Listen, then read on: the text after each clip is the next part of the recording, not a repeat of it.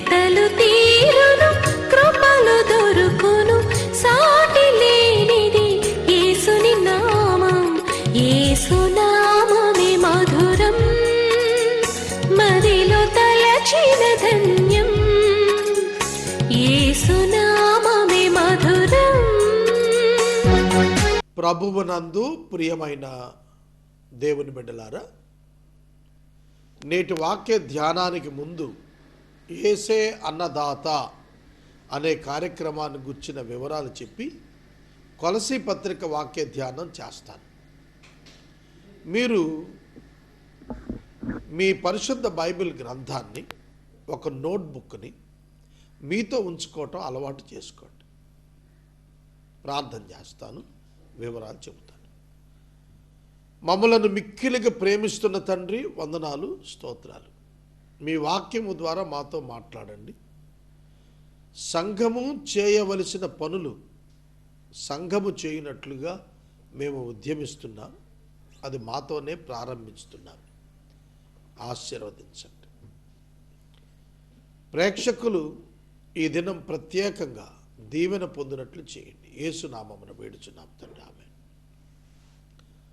ప్రియమైన దేవుని బిడ్డలారా, యేసే పరిష్కారం ఇవాళ 6125వ ప్రసంగం.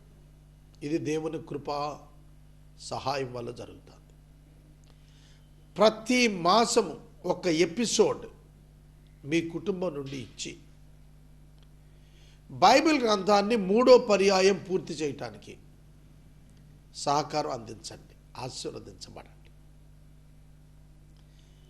యేసే ఆరోగ్య రక్ష 2వ పథకం నేను ఇంట్రడ్యూస్ చేస్తున్నాను. దీనిలో ఒక సేవా మహోత్సవం పెడుతున్నాను. జాగ్రత్తగానండి. ప్రపంచంలో షుగర్ వ్యాధి, డయాబెటీస్ వ్యాధి చాలా బాధ పెడుతోంది. అత్యధిక శాతం ప్రజలు ప్రపంచంలో బాధపడుతున్న అతిపెద్ద భీకర వ్యాధి డయాబెటీస్. ఈ డయాబెటీస్లో ప్రపంచంలోనే నెంబర్ 1 పొజిషన్లో ఇండియా ఉంది. ఇండియాలో ఆంధ్రప్రదేశ్ ఉంది. మీకు తెలుసు, ఆంధ్రప్రదేశ్లో వెస్ట్ గోదావరి ఉంది. ఎందుకంటే west and east Godavari rice bowl మనకు తెలుసు. కార్బోహైడ్రేట్స్ అన్నంలో ఎక్కువ ఉంటాయి గోధుమల కంటే. అన్నం తినేటువంటి మనం, ఈ 11 కోట్ల తెలుగు ప్రజలు అత్యధికంగా షుగర్ వ్యాధి బారిన పడ్డారు. అందులో వెస్ట్ గోదావరి ఇంకా పెద్ద రికార్డు ఉంది. అందులో ఏలూరు క్యాపిటల్. మన దౌర్భాగ్యం, ఏలూరులో షుగర్ డయాబెటీస్ వ్యాధిగ్రస్తులు కొల్లలున్నారు. చాలామందికి తెలియదు. అందుకనే ఏలూరు నగరంలో స్లమ్ ఏరియాస్లో, పేదల ప్రాంతాల్లో ఉన్నటువంటి వారి కోసం ప్రతిరోజు ఉదయాన్నే 6 గంటల నుంచి 7 గంటల మధ్యలో బ్రేక్ఫాస్ట్కి ముందు చేసే రక్త పరీక్ష, వెంటనే అదే స్థలంలో బ్రేక్ఫాస్ట్ ఇచ్చి 1 గంట ప్రార్థన చేయటమో పాటలు పాడటమో చేసి, ఆ గంట తర్వాత మరలా షుగర్ టెస్ట్ చేసి, వాళ్ళల్లో షుగర్ పేషెంట్స్ని ఐడెంటిఫై చేసి వాళ్ళని డయాబెటీస్ పేషెంట్స్ క్లబ్ అనేది ఏర్పాటు చేసి వాళ్ళకి మందులు, వాళ్ళకి పర్సనల్ కేర్ చేసేటట్టుగా ఒక వ్యవస్థ నిర్మాణం చేస్తున్నాను. దానిలో యేసే ఆరోగ్య రక్ష అనే పథకం కింద దీన్ని చేస్తున్నాను. యేసే ఆరోగ్య రక్ష అనే పథకం కింద దీన్ని ప్రారంభిస్తున్నాను. త్వరలో ప్రారంభిస్తాను, ఈ వారంలో. మరొకటి, కొన్ని సెంటర్స్లో ప్రత్యేకంగా సాయంకాల పూట ఎంబీబీఎస్ డాక్టర్స్తో కేవలం 20 రూపీస్ ఆఫ్ కన్సల్టెన్సీతో వాళ్ళకి ఫిజిషియన్ వైద్యం అందజేయటానికి సెంటర్స్ ఏర్పాటు చేస్తున్నారు. గుర్తుపెట్టుకోండి. ఇవి స్లమ్ ఏరియాస్లో ఉన్న కమ్యూనిటీ హాల్స్లో ఏర్పాటు చేస్తారు. ఇది ఏసే ఆరోగ్య రక్ష పథకం. ఏసే పరిష్కారం టెలివిజన్ వాక్య ధ్యానం. ఏసే ఆరోగ్య రక్ష అందరికీ వైద్యం, పేదలందరికీ వైద్యం. మూడవ పథకం ఏసే ఉపాధి కర్త. ఏసే ఉపాధి కర్త. 100 మంది విధవరాళ్ల కుటుంబాలను పోషించటానికి ఈ కార్యక్రమం పెట్టాను. ఒక్కొక్క విధవరాలకి క్రైస్తవ విధవరాలు, ప్రభువునందు నిద్రించిన సోదరుని భార్య, 40 ఏండ్ల లోపల ఉన్నటువంటి యవనస్తురాళ్లకు మాత్రమే ఈ పథకం. వృద్ధురాలైనటువంటి విధవరాళ్ళకి ఎట్లాగో మేము ఫుడ్ సహకారం ఇవ్వడానికి ముందుకు వెళ్తున్నాం. అది నేను తర్వాత చెప్తాను ఆ పథకం. సో ఇది ఒకసారి ఆలోచించు. 40 సంవత్సరాల కంటే తక్కువ ఉన్న దళిత క్రైస్తవ విధవరాలు ఎవరైనా ఉంటే ఒక్కొక్క పేటలో, ఏలూరులో 50 డివిజన్స్, ఒక్కొక్క పేటలో వారి జీవనోపాధి నిమిత్తం ఏర్పాటు చేస్తున్నారు. దానిలో ప్రథమంగా స్లోగా ప్రారంభిస్తాం, అంచెలంచెలుగా అభివృద్ధి చేస్తాం. అదొక పథకం, ఏసే ఉపాధి కర్త. మరొకటి ఏసే ఆదరణకర్త. అతి పేదవారికి క్యాఫెన్ బాక్స్ చనిపోయినప్పుడు సమాధి పెట్టి ఉచితంగా ఇవ్వాలి అతి పేదవారికి. తర్వాత ఫ్రీజర్ బాక్స్ ఫ్రీకి ఇవ్వాలి. ట్రాన్స్పోర్ట్ ఒక 600 రూపీస్ పెడతాను, ఎందుకంటే అప్ అండ్ డౌన్ ట్రాన్స్పోర్ట్ ఉంటుంది, లేబర్ ఉంటుంది కనుక బాక్స్ ఫ్రీగా ఇచ్చేట్టు.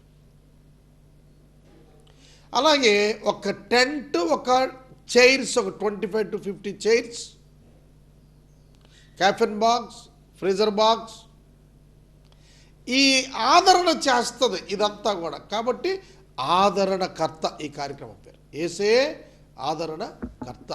లారీలో వెరీ ఫ్యూ ఆయిల్ ఛార్జ్తో లారీలో ట్రాన్స్పోర్టేషన్ ఇచ్చేస్తాం, అది కూడా ఆల్మోస్ట్ ఆల్ ఫ్రీ. ఇది ఏసే ఆదరణకర్త కార్యక్రమం. ఇప్పుడు నేను 4 చెప్పాను. ఒకటి ఏసే పరిష్కారం, ఆధ్యాత్మిక టీవీ కార్యక్రమం. ఏసే ఆరోగ్య రక్ష, నిరుపేదలకు సహకారంగా నిలబడుతున్నటువంటి వైద్య సంబంధం. తర్వాత ఏసే ఉపాధికర్త, విధవరాండ్ర పోషణార్థం ఆ యొక్క స్టాల్స్ మెయింటైన్ చేయటం. తర్వాత ఏసే ఆదరణకర్త చెప్పాను. ఫైనల్గా ఏసే అన్నదాత. ఏసే అన్నదాత. ఏసే అన్నదాత. ఇందులో నేను ఇప్పుడు మీకు స్క్రీన్ పైన తమ్ముడు కొన్ని చూపిస్తాడు చూడండి. ఇందులో కొంతమంది వ్యక్తుల్ని 1000 మందిని సెలెక్ట్ చేసుకుంటున్నాం ఒక 30 సెంటర్లో. ఓ 30 సెంటర్స్లో, స్లమ్ ఏరియాస్లో 30 సెంటర్స్లో 30 మంది చొప్పున 1000 మందిని సెలెక్ట్ చేసుకుంటాం. వాళ్ళలో క్యాన్సర్, ఎయిడ్స్, లెప్రసీ, పక్షవాయువు, మెంటల్లీ రిటార్డెడ్, గుడ్డి, మూగ, చెవిటి, కుంటి, వీళ్ళు వ్యాధిగ్రస్తులు, వికలాంగులు, వృద్ధ మహిళలు, వృద్ధులైన పురుషులు, తల్లిదండ్రులు చనిపోయినటువంటి అనాథ బిడ్డలు,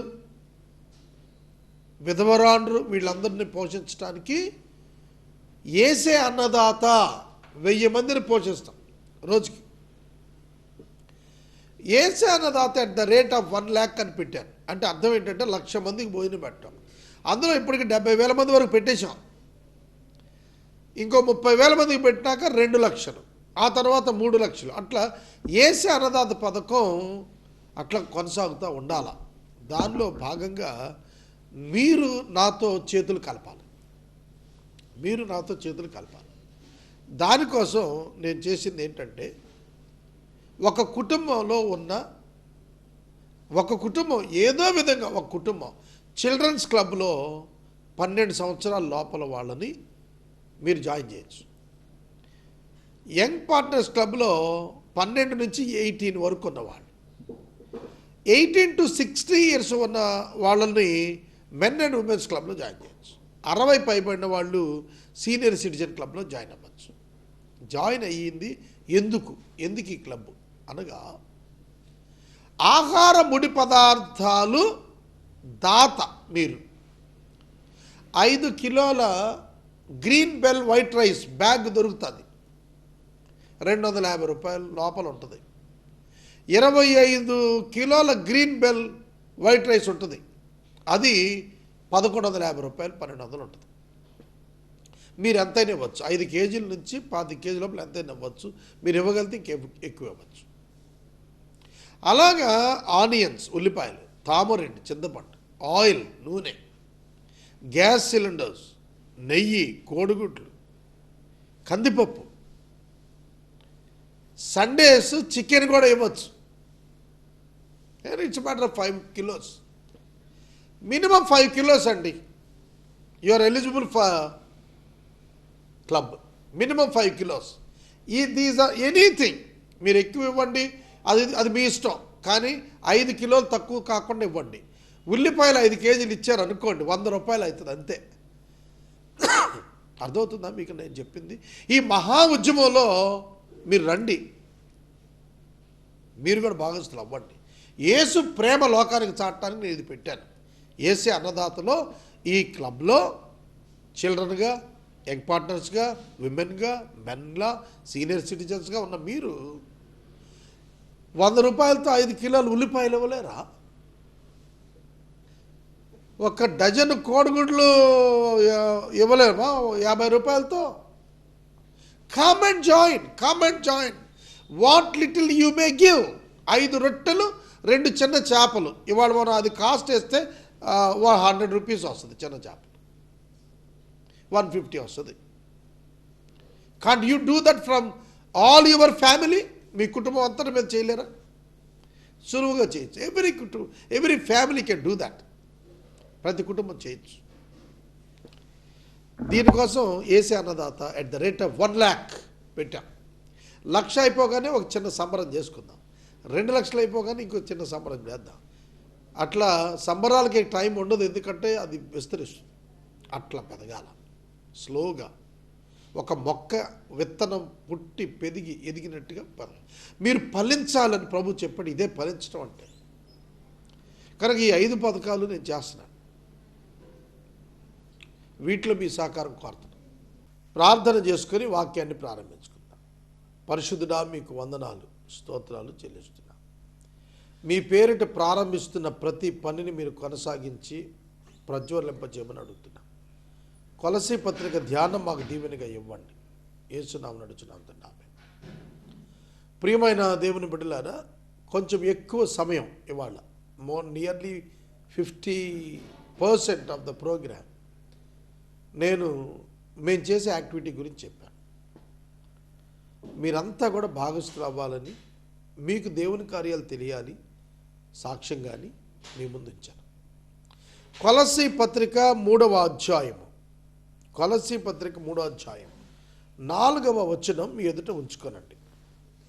కొలసీ పత్రిక 3వ అధ్యాయము 4వ వచనం. మనకు జీవమై ఉన్న క్రీస్తు ప్రత్యక్షమైనప్పుడు మీరును ఆయనతో కూడా మహిమయందు ప్రత్యక్షపరచబడుదురు. ఇంగ్లీష్లో, when Christ who is your life appears, when Christ who is your life appears, then you also will appear with him in glory. Then you also will appear with him in glory. ఈ మాట నేను వివరిస్తాను, వినండి. మీరు క్రీస్తుతో కూడా లేపబడినట్లయితే, మీరు క్రీస్తు ప్రత్యక్షమై ఉన్నప్పుడు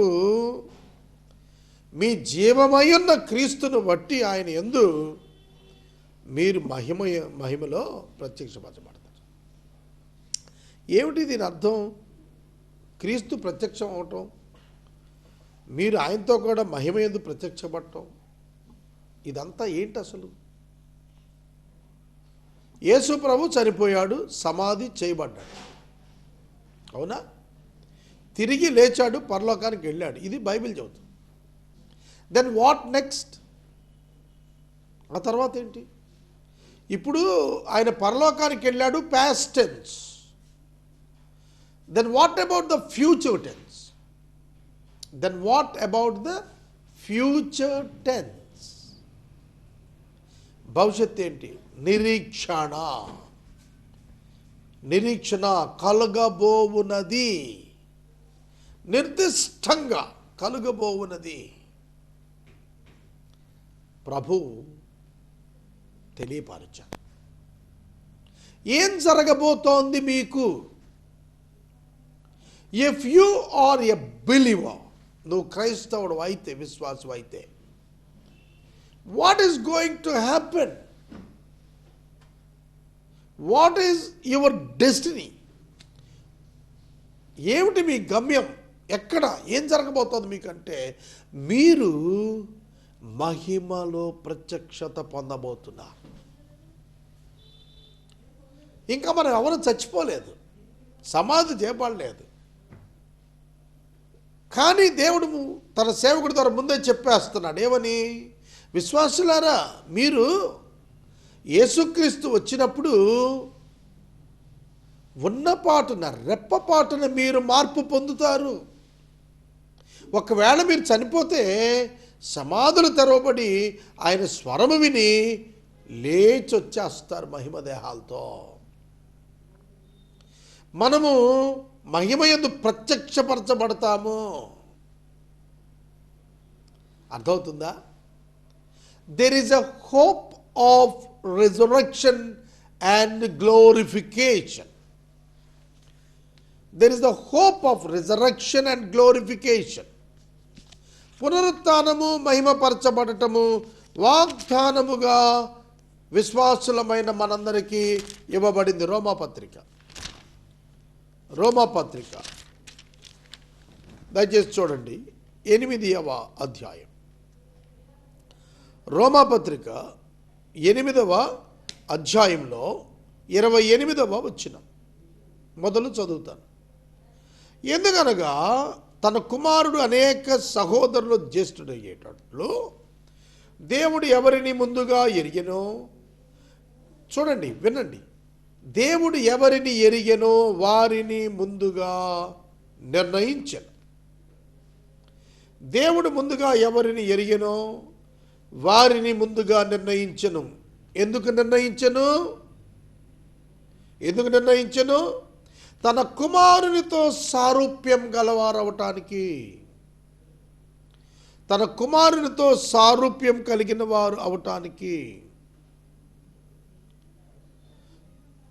to be confirmed to the image of his son.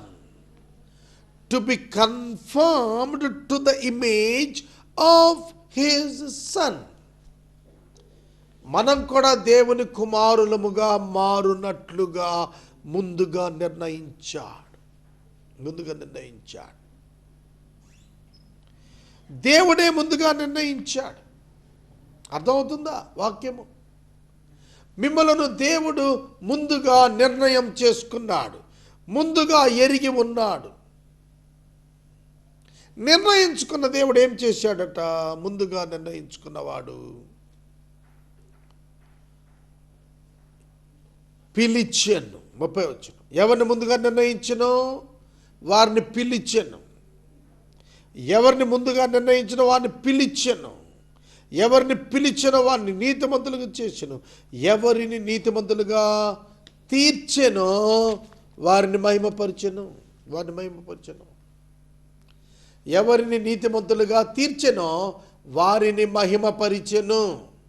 Yes friends, God wants to glorify you. God wants to glorify you. నిన్ను దేవుడు మహిమపరచాలని అనుకుంటూ ఉన్నా. ఇంగ్లీష్ భాషలో కూడా ఒకసారి చదివేస్తాను ఈ వచనము, మీరు కొంచెం జాగ్రత్తగా వినండి.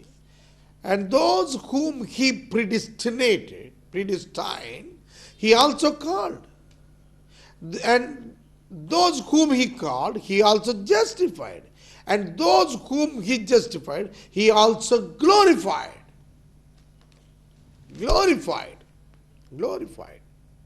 అదే చెప్పాడు, when Christ who is your life appears, then you also will appear with him in glory. Glorification and glory. మహిమపరచబడటం, మహిమలో ప్రత్యక్షమవటం అంటే అర్థం ఏంటో తెలుసా? పునరుత్థానులై మీరు ప్రభుతో కూడా ఆయనలా మారి ఆయనతో ఉండబోతున్నారు.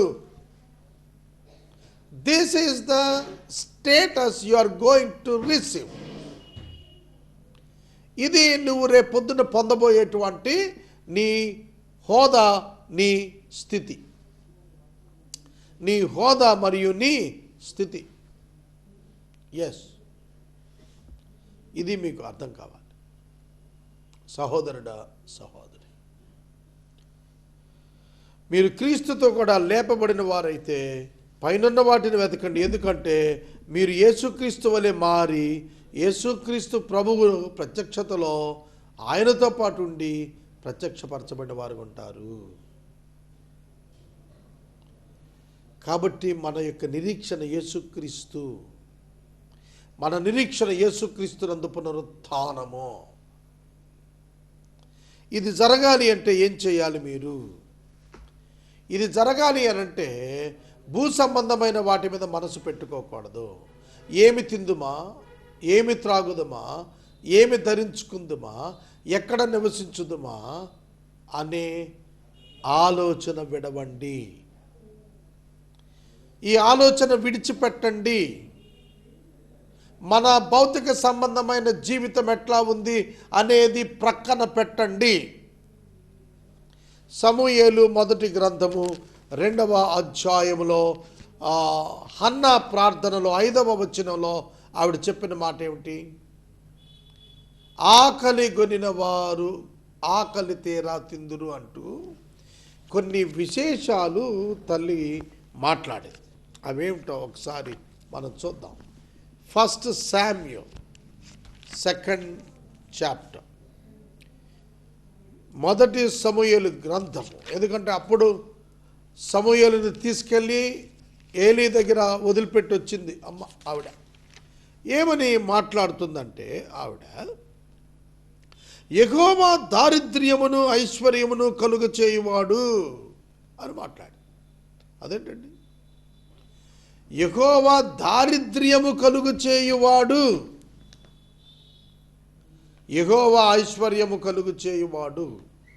ఇక్కడ నేను చిన్న టెస్ట్ మనీ చెప్తాను, ఎ లిటిల్ టెస్ట్ మనీ. నేను దారిద్ర్యంలో పుట్టలేదు, మా తల్లిదండ్రులు ఇద్దరు ఎంప్లాయీస్. నేను దారిద్ర్యంలో పెరగలేదు,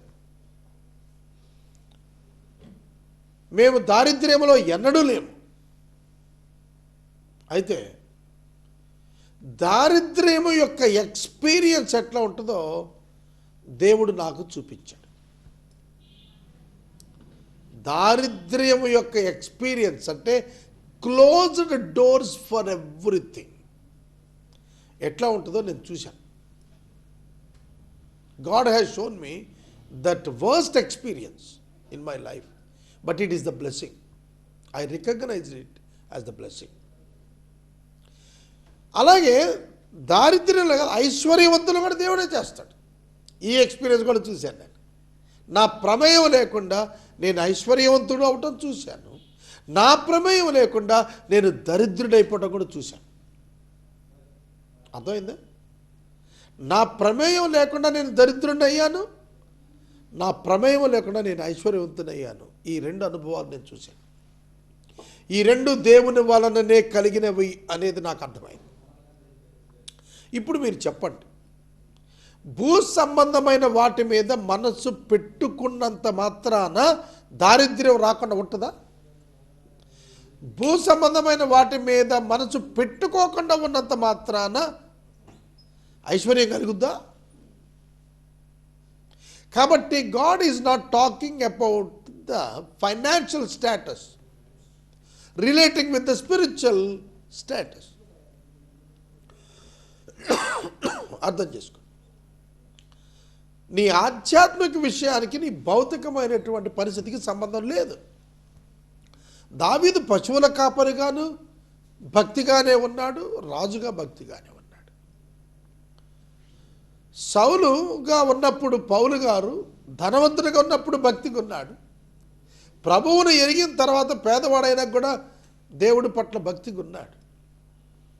కాబట్టి మనం భౌతిక విషయాలు లెక్క కట్టదు. ఇవాళ పేదవాడుకున్న నేను మల్టీమిలియనర్ కావచ్చు, మల్టీమిలియనర్ ఉన్నవాడు పేదవాడు కావచ్చు. Doesn't matter for a believer. Matter ఏంటంటే మహిమలో ప్రత్యక్షం అవటం.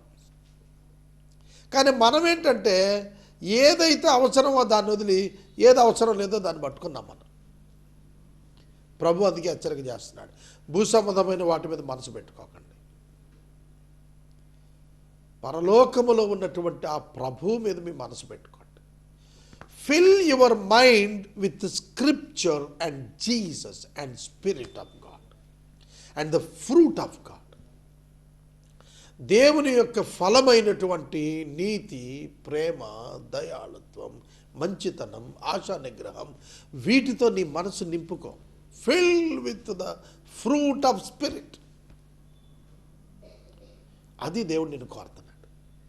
Then your life will be change. నీ జీవితం మారిపోతుంది. ప్రార్థన.